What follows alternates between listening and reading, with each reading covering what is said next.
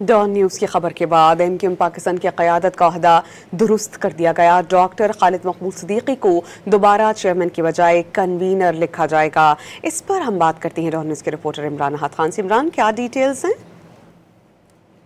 اس کی خبر کے بعد MQM پاکستان کی قیادت کا جو عہدہ ہے وہ درست کر دیا گیا ہے، کیونکہ قانون کے مطابق جو الیکشن کمیشن میں قانون ہے اس کے مطابق جو MQM کے جو سربراہ ہیں وہ کنوینر ہوں گے، چیئرمین نہیں ہوں گے، جبکہ جو ڈاکٹر خالد مقبول صدیقی ہیں وہ کئی سال سے کنوینر کے بجائے چیئرمین کا عہدہ لکھ بھی رہے تھے، اور جو عہدہ بولا بھی ان کو چیئرمین کے عہدے سے ہی جو کارکنان جو ہیں وہ کر رہے تھے، مگر اس کے باوجود ان کا یہ کہنا ہے کہ ڈاکٹر خالد مقبول صدیقی کو دوبارہ چیئرمین کے بجائے کنوینر کا عہدہ لکھنا شروع کر دی ہے۔ اس سے قبل MQM پاکستان کے سربراہ کو چیئرمین کہا جاتا تھا اور لکھا جاتا تھا۔ الیکشن کمیشن کے ریکارڈ میں MQM پاکستان کے سربراہ کا عہدہ کنوینر کا ہے۔ ڈان نیوز کی نشاندہی پہ پارٹی عہدے کی تصحیح کر دی گئی ہے۔